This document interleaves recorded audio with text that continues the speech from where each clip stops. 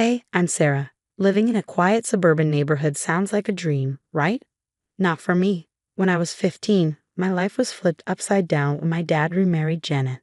Along with her came two kids, Alex, 17, and Brenda, 14. From the outside, they seemed like your typical teens, but their attitude towards me was anything but typical. It started subtly. Whispers here, a snicker there. At first, I thought I was just being paranoid, but the pattern soon became clear. Did you actually think you were invited to sit with us? Brenda sneered one morning as I approached the breakfast table, her eyes barely lifting from her phone. Alex smirked and added, "Yeah, Sarah, some spaces are just better without you." I tried to brush it off, focusing on my cereal and avoiding their stares. At school, it wasn't any better. Brenda made sure of that. Being in the same grade, her favorite hobby became turning my life into a daily embarrassment. One incident stands out painfully clear. I'd spent weeks on a big science project, something I was actually proud of. But the day before it was due, I found it trashed in the backyard. I looked up to see Brenda standing at the window waving with a wicked grin. Furious, I confronted her later. "Why would you do that?" I demanded. She shrugged.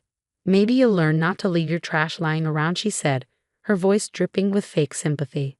Home was no refuge. Every time I tried to tell my dad, he dismissed it. "Janet's kids wouldn't do that. You must have misunderstood," he'd say, echoing Janet, who was always quick to defend her precious angels. Alex was even more cunning. He'd lie straight to my dad, making up things I supposedly said or did. One evening, I overheard him telling my dad, "She told me she hates living here, that she wishes you hadn't married Janet." His voice was laced with fake concern. I stormed in, furious. "That's not true. Why are you lying?" My dad's face showed confusion and disappointment, but not at Alex. "Sarah, go to your room. We'll talk later." But we never did. Every time it was my word against theirs, and I always lost. Feeling isolated became my norm. School was a nightmare. Home was worse. As my 18th birthday approached, I made a decision. I couldn't thrive here. I was barely surviving. The night before my birthday, I packed a small bag. "I can't do this anymore," I whispered to myself, feeling a mix of fear and relief.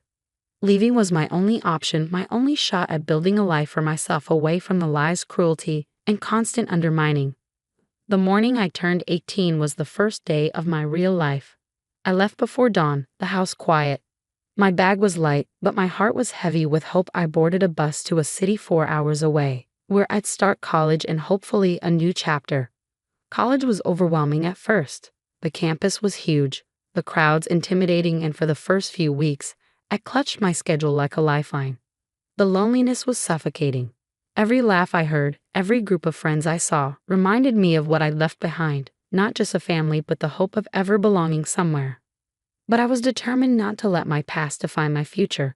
I threw myself into my studies, spending long hours in the library. Slowly, things started to change. I picked up a part-time job at the campus cafe, a noisy, bustling spot that left me no time to dwell on my troubles.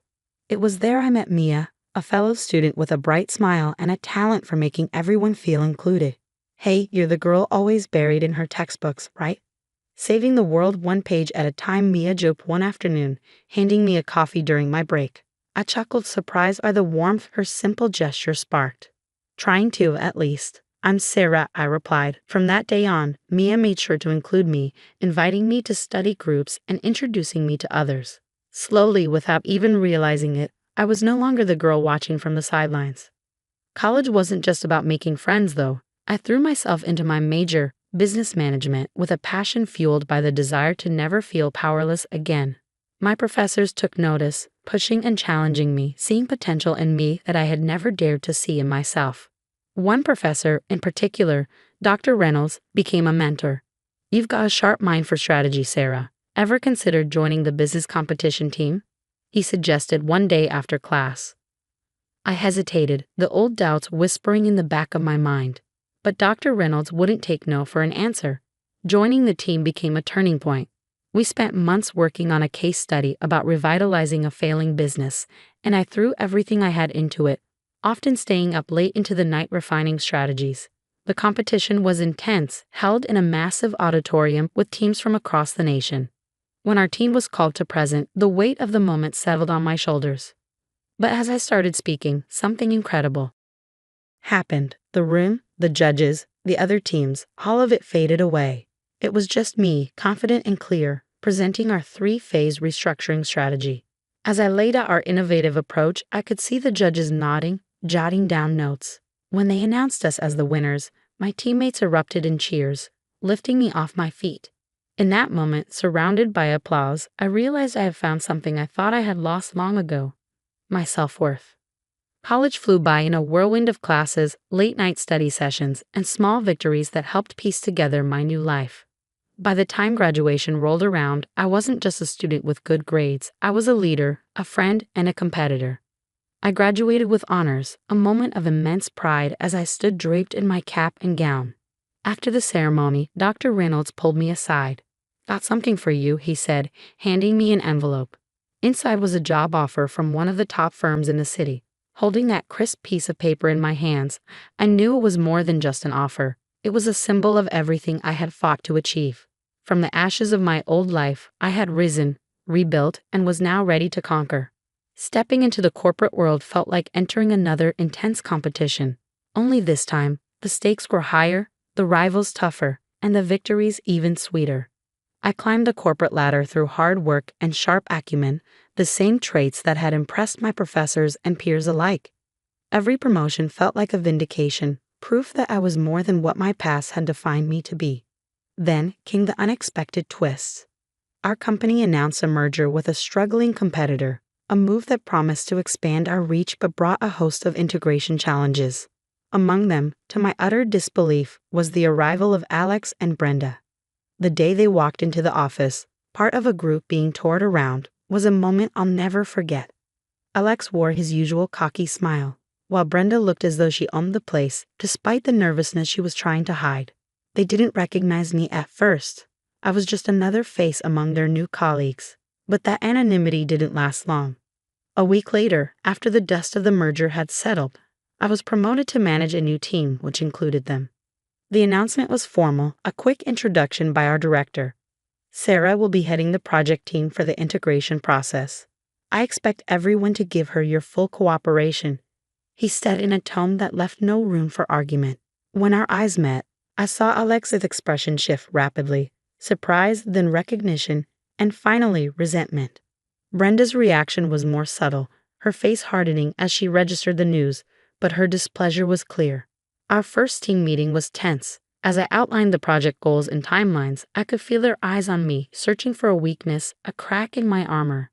After the meeting, Alex finally broke the silence.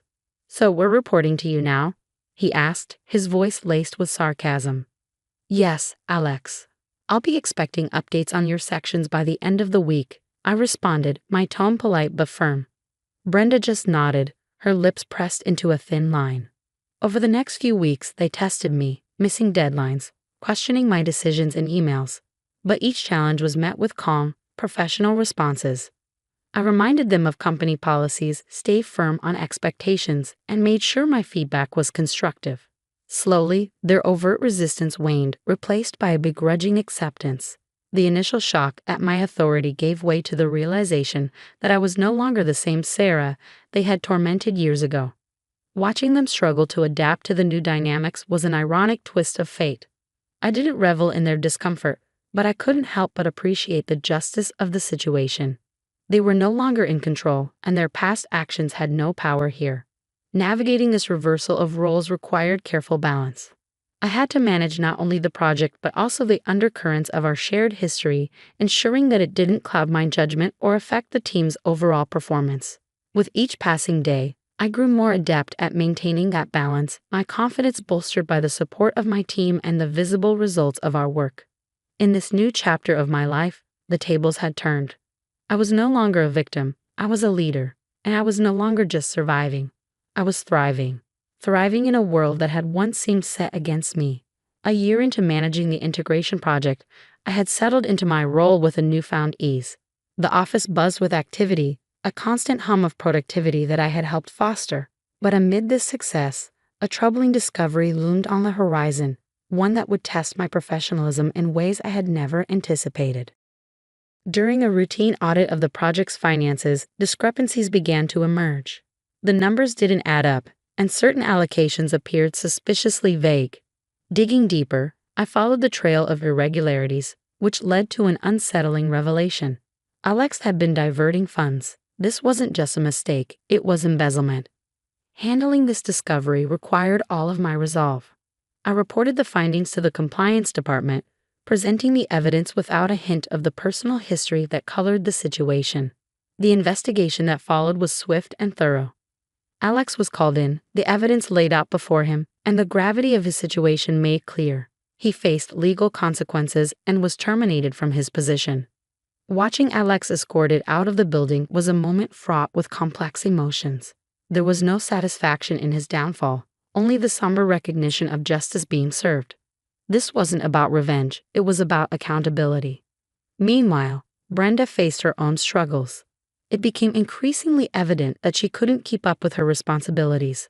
Her work, often late and below expectations, reflected a lack of commitment and capability. After several warnings and attempts at remediation, she was demoted to a role that better suited her skills. It was a professional decision, necessary for the team's success, but it carried a personal weight that I couldn't entirely ignore. Through all these challenges, I maintained a professional distance, focusing on my growth and the well-being of my team. My dedication didn't go unnoticed. As the project neared completion, our director called me into his office. "Sarah, your handling of the recent difficulties has been exemplary," he said, his tone serious but approving. "We need that level of integrity and leadership as we move forward. We're expanding our operations, and I want you to lead the new department."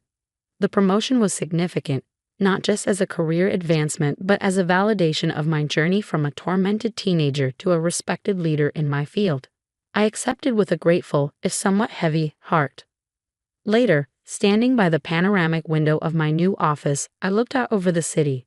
The sky was painted in twilight hues, a backdrop to the bustling streets below.